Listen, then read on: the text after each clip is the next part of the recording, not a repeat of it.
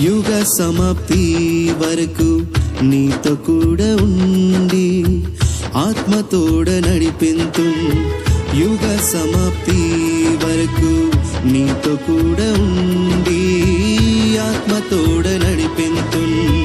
కను పాప వలె నిన్ను సురక్షితుని చేసి దుష్టత్వము నుండి కాపాడేదన్.